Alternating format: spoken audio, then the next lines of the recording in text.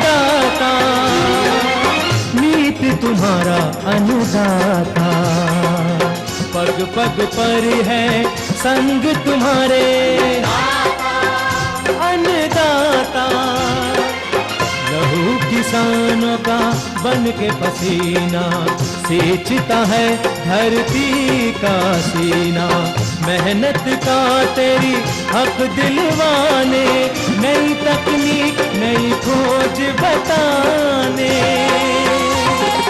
पशुधन को गुणवान बनाना, पौध सुरक्षा को सिखलाना, खेती के सब गुर समझाने, भारत का सरताज बनाने।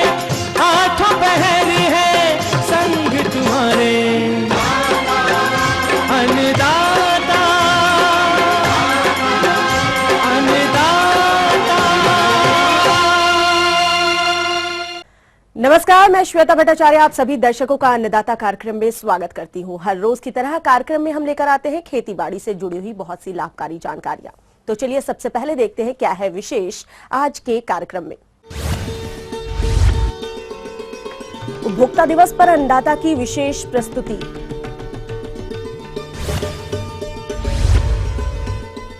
आलू को सबसे अधिक हानि पहुंचाने वाली बीमारियों का नियंत्रण उपाय। गाय भैंसों में पॉलीथीन खाने की समस्या और निदान पर जानकारी।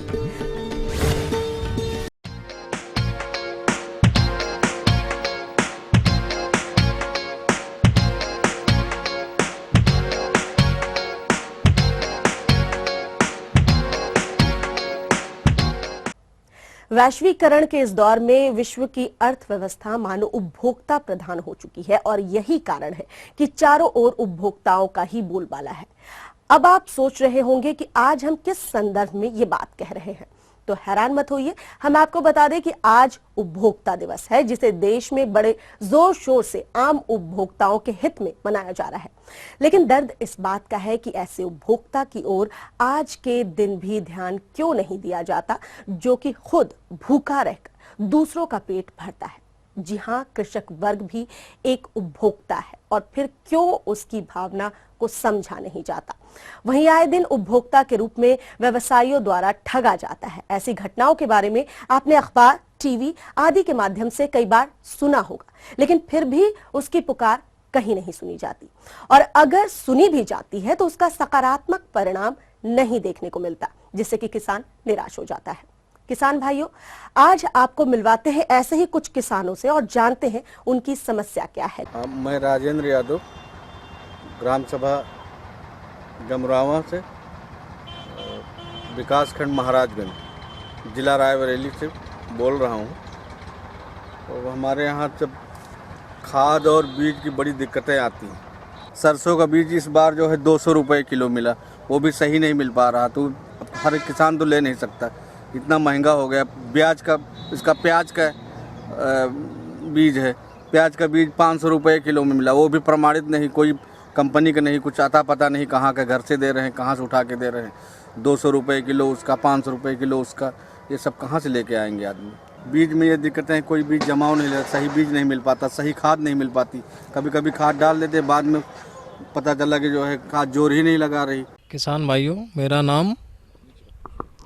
नाम राम प्रताप सिंह है। मैं जिला एटा का हूँ और कृषक हूँ।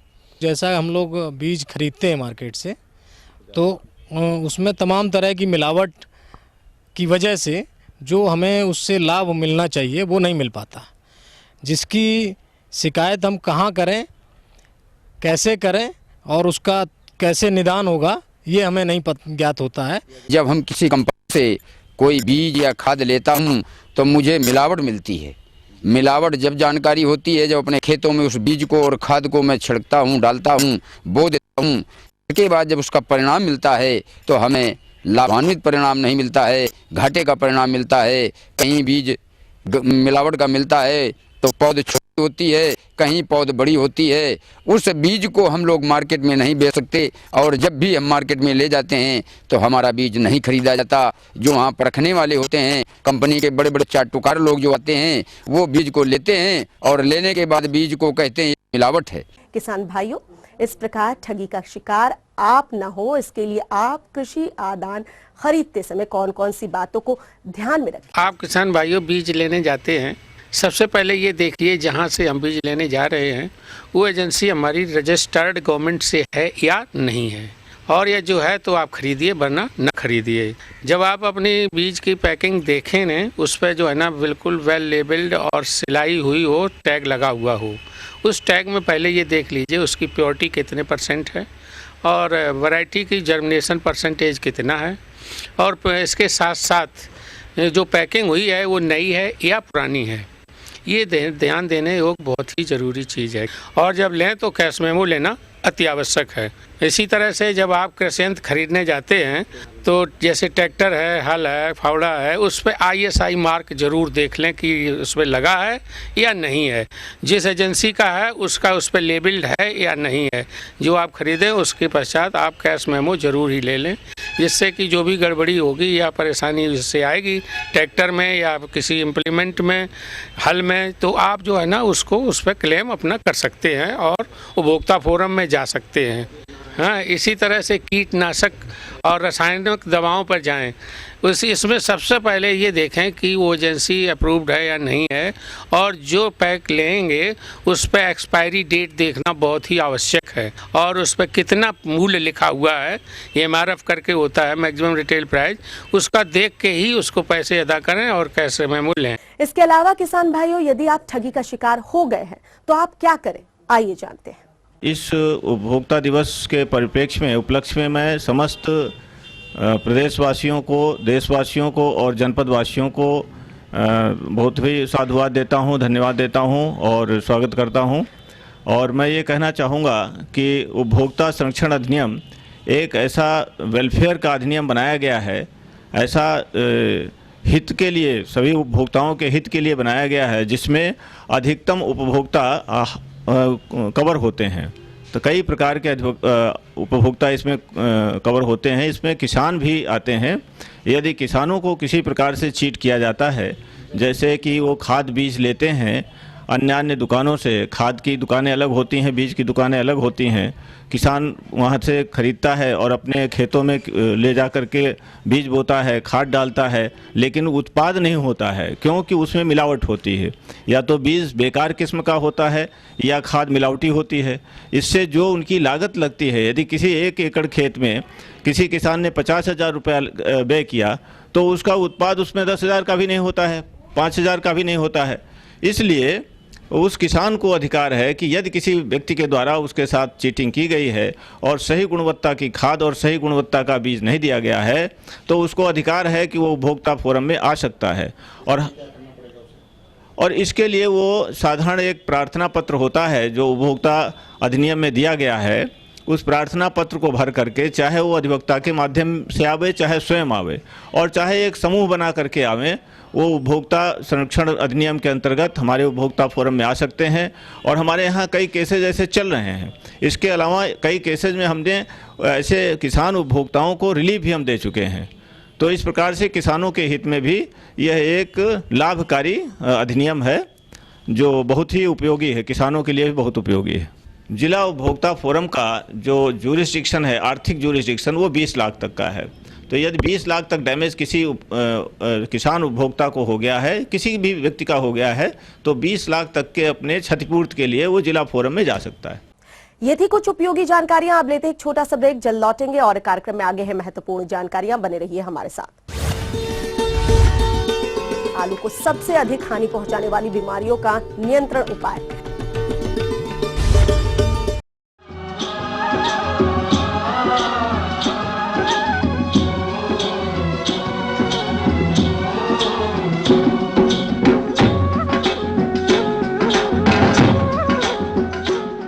ब्रेक के बाद एक बार फिर से आप सभी दर्शकों का अन्नदाता कार्यक्रम में स्वागत है। बढ़ते हैं अगली प्रस्तुति की ओर।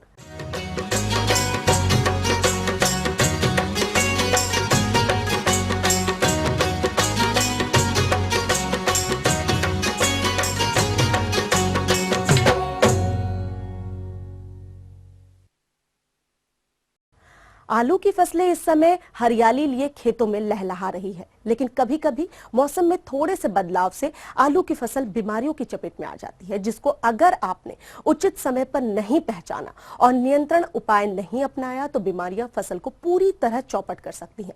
इसलिए इन बीमारियों पर निदान पाने के लिए कौन कौन से उपाय अपनाए जाएं, इस विषय पर जानकारी दे रहे हैं कृषि विश्वविद्यालय पंतनगर के डॉक्टर SK मिश्रा। इस समय आलू में दो प्रकार के रोग आते हैं, एक तो लेट ब्लाइट है और दूसरी अर्ली ब्लाइट है। अर्ली ब्लाइट जो है वो फफूंदी से लगती है और इसका जो फफूंदी का नाम है वो है अल्टरनेरिया सोलेनाई।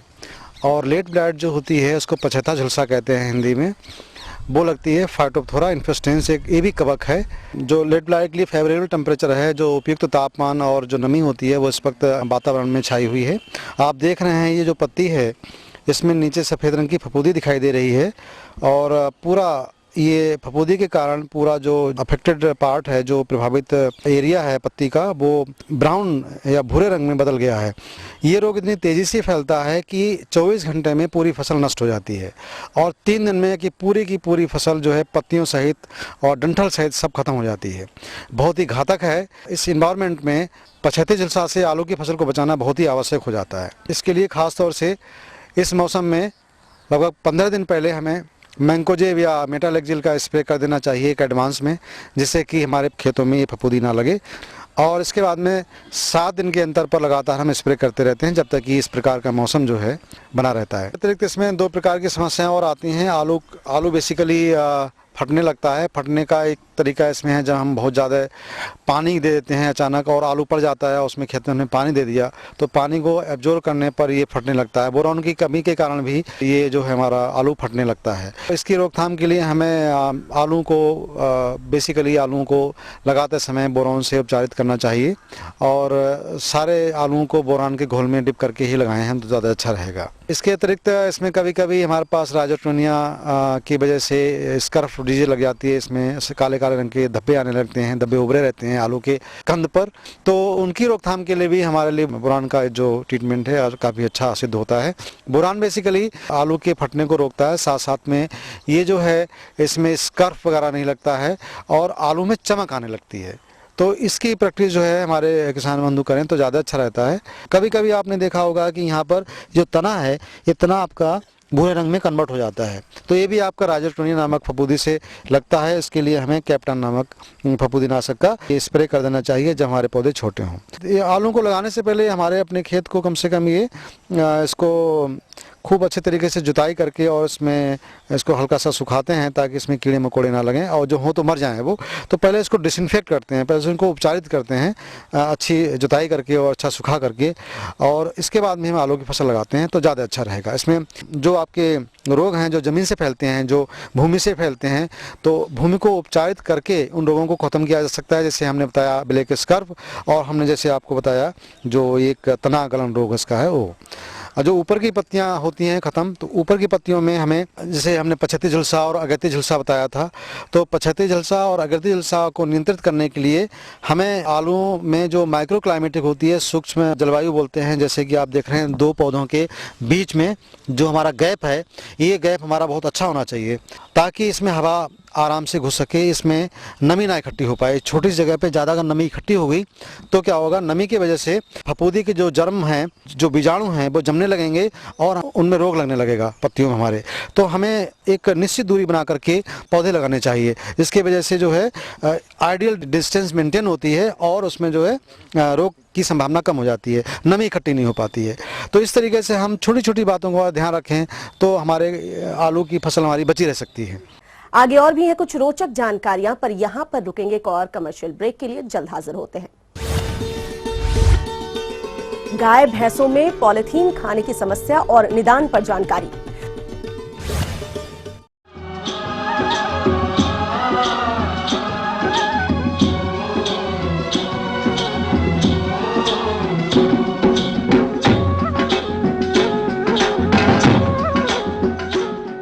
ब्रेक के बाद आप सभी दर्शकों का स्वागत है। चलिए अब रुख करते हैं अगली कड़ी की ओर।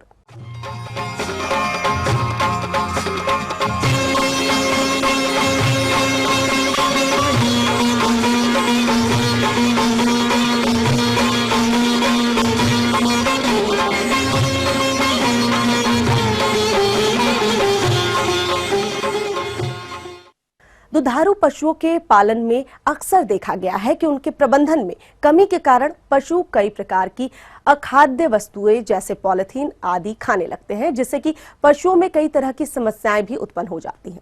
तो पशुपालक भाइयों, आप इस तरह की समस्या से अपने पशुओं को बचाने के लिए क्या क्या करें कि इस समस्या का समाधान आपको मिल पाए, इस बारे में जानकारी दे रहे हैं राजस्थान पशु चिकित्सा एवं पशु विज्ञान महाविद्यालय नवानिया वल्लभ नगर के एक पशु वैज्ञानिक डॉक्टर वाईपी सिंह। आज हम आपको पॉलीथीन पशुओं के लिए एक अभिशाप है, इस बारे में चर्चा करेंगे। पॉलीथीन पशुओं के लिए किस तरह अभिशाप है, इसके बारे में मैं आपको बताना चाहता हूं। किसान भाइयों, आधुनिकता के इस युग में पॉलीथीन शहरी वातावरण के साथ साथ ग्रामीण परिवेश में भी अपना एक अहम हिस्सा बना चुकी है। आप देख सकते हैं कि पॉलीथीन के बिना दिनचर्या हमारी अधूरी रहती है, लेकिन यही पॉलीथीन जो हमारी दिनचर्या का हिस्सा बन चुकी है, ये पशुओं के लिए अभिशाप सिद्ध होती है। कैसे, मैं ये बताना चाहता हूँ। ये पॉलीथीन जाने अनजाने में पशुओं के पेट में चली जाती है और पशुओं के पेट में ये जो पशुओं का जो पाचन तंत्र, आहार नली जो है, उसमें जो मुख्य हिस्सा होता है जिसको हम र्यूमन कहते हैं या आप लोग चारे की थैली कहते हैं, उसमें ये पॉलीथीन एकत्रित होती रहती है। और क्योंकि ये पॉलीथीन पशुओं के द्वारा पचाई नहीं जा सकती, पाचन तंत्र के द्वारा पचाई नहीं जा सकती, इसलिए ये धीरे धीरे पशु के उस र्यूमन में एकत्रित होती रहती है। और एक समय ऐसा आता है जब वो र्यूमन का पूरा स्थान ये पॉलीथीन के द्वारा ही घेर लिया जाता है, यहाँ तक कि पशु को चारा एकत्रित करने के लिए, चारा खाने के लिए भी उसमें जगह नहीं बचती है। और नतीजतन क्या होता है कि जब पशु को चारा खाने के लिए जगह ही नहीं बची, उसमें चारे के लिए जगह नहीं बची, तो पशु धीरे धीरे कमज़ोर हो जाता है, उसका स्वास्थ्य पर विपरीत असर पड़ता है। और जब पशु कमज़ोर हो जाता है, उसकी उत्पादन क्षमता पूरी की पूरी कम हो जाती है। पशु पॉलीथीन के साथ, किसान भाइयों, कई बार कुछ नुकीली चीज़ें जैसे लोहे की कील, आलपिन, सेफ्टी पिंस, प्लास्टिक के कुछ टुकड़े, ये भी उस पॉलीथीन के साथ चले जाते हैं।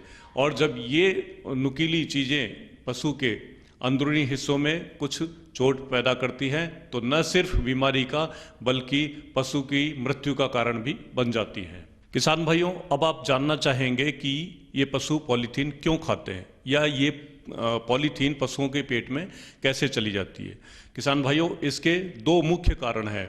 पहला कारण तो यह है कि हम अपने पशुओं को कई बार घर में बंधा नहीं रख के बाहर खुला छोड़ देते हैं, और जब ये बाहर घूमने वाले पशु अपने आहार की तलाश में इधर उधर कचरे में या कहीं भी अन्य जगह पर जब मुंह मारते हैं, तो खाने की चीज़ों के साथ साथ पॉलीथीन भी इनके द्वारा खा ली जाती है। और किसान भाइयों, मज़े की बात यह है कि यह पॉलीथीन हमारे ही घरों से निकली हुई होती है। यह पॉलीथीन जो कि मैंने बताया कि हमारी दिनचर्या का हिस्सा बन चुकी है। हम लोग क्या करते हैं, हमारे रसोई के जो बचे हुए पदार्थ हैं, जैसे सब्जी के छिलके हुए, बची हुई सब्जी हुई, फल हुए या चपाती हुई या और बचा हुआ खाना हुआ, ये क्या करते हैं, हम उसी पॉलीथीन में भर के और बाहर फेंक देते हैं या ये रख देते हैं कि इसको हम बाद में पशु को खिलाएंगे। लेकिन ये जब बाहर चली जाती है, कचरे के स्थान पर चली जाती है, तो पशु जो कि अपने आहार को ढूंढते हुए इस स्थान पर चला जाता है, तो खाने की चीज़ों के साथ साथ जाने अनजाने में ये पॉलीथीन भी उनके पेट में चली जाती है। और दूसरा कारण पॉलीथीन का खा ले जाने के कारण यह है कि एक बीमारी होती है जिसको हम पाइका कहते हैं। और वो पाइका क्या होती है, पशु के आहार में एक फास्फोरस नामक खनिज लवण की कमी के कारण ये बीमारी होती है, पाइका। और इसके लक्षण ये होते हैं कि पशु न खाने योग्य पदार्थों को भी इसमें, जैसे कागज़, कपड़ा, चमड़ा या और पॉलीथीन, इस तरह की चीज़ें कचरे से खाता है। और जब इस बीमारी के फास्फोरस के कमी के कारण जब पशु इस तरह की चीज़ें खाता है, तो भी ये दूसरा बड़ा कारण है कि पॉलीथीन पशुओं के पेट में चली जाती है। किसान भाइयों, पशु की उत्पादन क्षमता बिल्कुल कम हो जाती है या लगभग समाप्त भी हो जाती है। किसान भाइयों, इस पॉलीथीन के अत्यधिक सेवन से पशु की प्रजनन क्षमता पर भी बहुत बुरा असर पड़ता है। पशु के द्वारा पॉलीथीन खा लिए जाने से पशु बीमार पड़ जाते हैं, जिसमें आफरा आना ये एक मुख्य समस्या पशुओं में पैदा हो जाती है। जैसा मैंने बताया कि इन पॉलीथीन के साथ साथ कुछ लोहे की नुकीली वस्तुएं या प्लास्टिक की नुकीली वस्तुएं भी पशुओं के द्वारा खा ली जाती है, जो कि बाद में कालांतर में ये आंतरिक अंगों को नुकसान पहुंचाती है और कई बार तो ये मृत्यु का कारण भी बन जाती है। और ये नुकीली वस्तुएं कुछ बीमारियां जैसे traumatic reticulitis, traumatic pericarditis, diaphragmatic hernia नामक जानलेवा बीमारियां पैदा कर देती है। कि यदि पशु ने पॉलीथीन खा ली तो इसका उपचार क्या है। किसान भाइयों, अभी पिछले कुछ दिनों में एक भ्रामक तथ्य प्रचलन में आ रहा है या कुछ भ्रांतियां फैलाई जा रही है कि अब पशुओं को पॉलीथीन खा लिए जाने से निजात मिल सकेगी। ऐसी कोई दवाई बाजार में आ गई है जो कि पशुओं के द्वारा खा ली गई पॉलीथीन को पचा देगी। लेकिन मैं यहाँ पर साफ कर दूं, इस तरह की अभी तक कोई भी दवा नहीं है जो कि पशु के द्वारा खा ली गई पॉलीथीन को वो पचा दे। इसका एकमात्र और मात्र उपाय ऑपरेशन है, जो कि ऑपरेशन करके इस पॉलीथीन को बाहर निकाला जा सकता है। किसान भाई, अब आप निश्चित रूप से यह जानना चाहेंगे कि जब इतनी बड़ी पीड़ा पशु को झेलनी पड़ती है और उसका कोई इलाज भी संभव नहीं है, तो क्या कोई रोकथाम है, क्या इसका कोई उपाय है क्या? बताना चाहूँगा किसान भाइयों कि इस बीमारी को पैदा नहीं होने देने के लिए ही हम रोकथाम करें, उसके उपाय करें तो ज़्यादा उचित रहेगा। रोकथाम किस तरह किया जा सकता है? हमें ये संकल्प लेना होगा कि हम हमारी दिनचर्या से, हम हमारे जीवन से पॉलीथीन का बहिष्कार करें, पॉलीथीन का पूर्ण रूप से बहिष्कार करें। जब पॉलीथीन हमारे घरों में नहीं आएगी तो पॉलीथीन हमारे कचरे में भी नहीं जाएगी। और जो हम बचा हुआ खाना या खाने योग्य चीज़ें जो पशु को हम जाने अनजाने में चली जाती है उसमें पॉलीथीन, तो वो पॉलीथीन उस कचरे में नहीं जाएगी। जब वो नहीं जाएगी तो फिर पशु के पेट में भी नहीं जाएगी। और जो रसोई में बचा हुआ खाना या सब्जियों के छिलके या बची हुई सब्जियां, इन खाने योग्य चीज़ों को जहां तक संभव हो हम खुद अपने हाथ से पशु को खिलाएं। दूसरा, किसान भाइयों, पशुओं को जो हम आहार उपलब्ध करा रहे हैं वह संतुलित आहार होना चाहिए। संतुलित आहार वो होता है जिसमें प्रोटीन, कार्बोहाइड्रेट, फैट, विटामिन और मिनरल्स ये एक संतुलित मात्रा में उपलब्ध रहते हैं। और इस तरह किसान भाइयों, हम ये दो छोटी छोटी बातें करके पशुओं को पॉलीथीन, जो कि एक अभिशाप बन चुकी है पशुओं के लिए, उससे हम पशुओं को निजात दिला सकते हैं। न सिर्फ पशुओं के स्वास्थ्य को सुधार सकते हैं बल्कि उसके जीवन को भी बचा सकते हैं।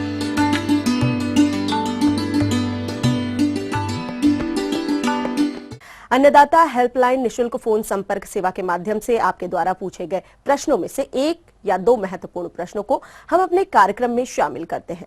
इसी के तहत आज का चयनित प्रश्न और उसका जवाब इस प्रकार है। निःशुल्क अन्नदाता हेल्पलाइन में आज हमने जिस प्रश्न को शामिल किया है उसे पूछा है पारसपुर गोंडा के रविंद्र प्रताप यादव ने। आपने आम के बाग में इस समय लगने वाले कीटों के नियंत्रण उपाय पर जानकारी चाहिए है, तो इसके लिए देखिए कार्यक्रम का यह अंश। आम की बाग में कीड़ों की समस्या हमेशा बनी रहती है, चाहे वो कोई भी महीना हो। और हर बाग पालक को इस बात का ख्याल रखना है कि जिन बागों में कड़ी कीट हो, एक कटहल के बाग में भी हो सकता है, अमरूद में भी हो सकता है, लीची में भी हो सकता है। कड़ी कीट की समस्या आजकल दिनों दिन बढ़ती जा रही है, तो जो लोग सही समय पर प्रबंधन कर लेते हैं उनके हाथ दिक्कत नहीं होती है। लेकिन जब फिर फूल आने वाला होता है और फल आने वाला होता है तो कड़ी कीट ऊपर पहुँच चुका होता है पेड़ पर। अब ये चढ़ के पहुंचता है, ज़मीन के अंदर रहता है, ज़मीन से ऊपर पहुंचता है क्योंकि इसके पंख नहीं होते। तो अगर हम उस समय देखेंगे कि भाई फरवरी मार्च में पेड़ के ऊपर आ गया है, फलों को रस चूस रहा है और फल गिर जाते हैं, फूल झड़ जाते हैं, उस समय जब करते हैं तो उस समय ज़्यादा लाभकारी होता नहीं है।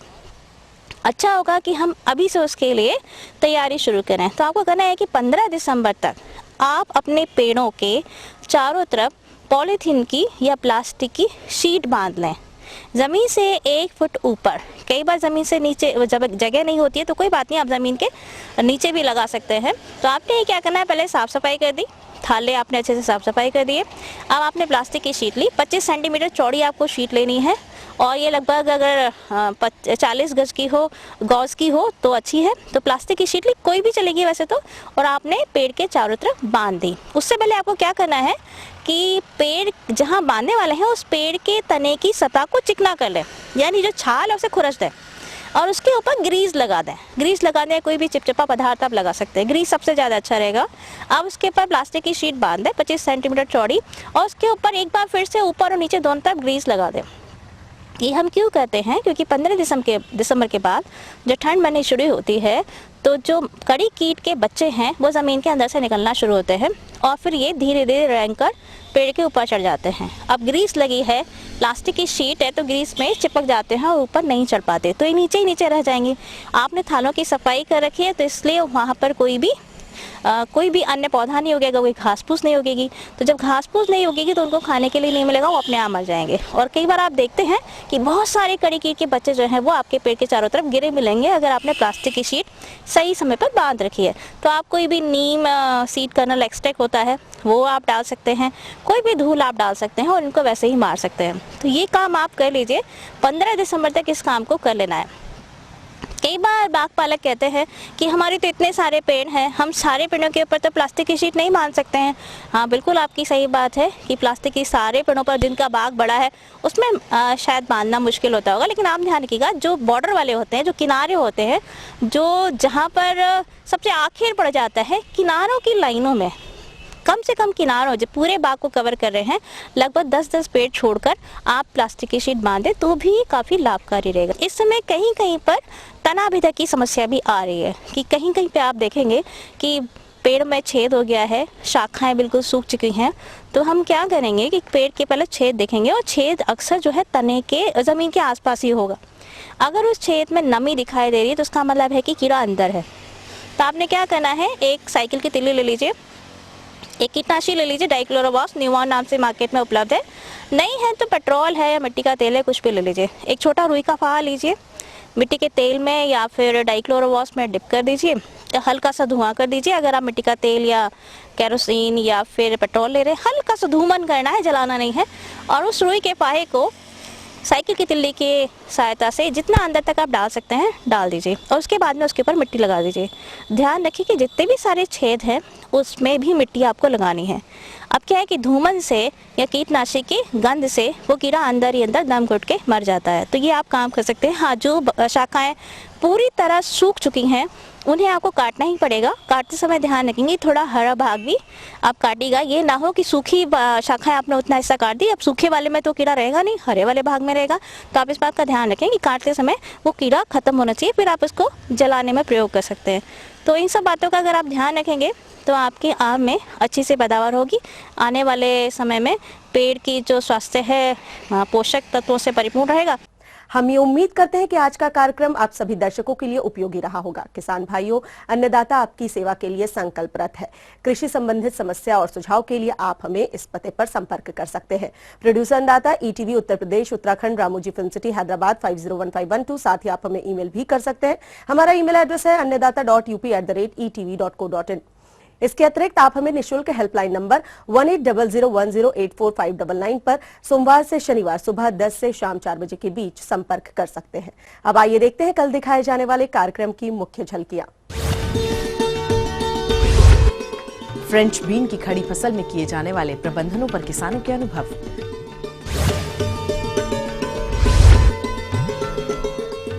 मछली पालन कर रहे सफल किसान की कहानी।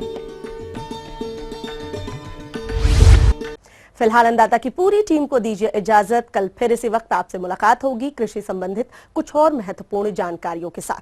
नमस्कार।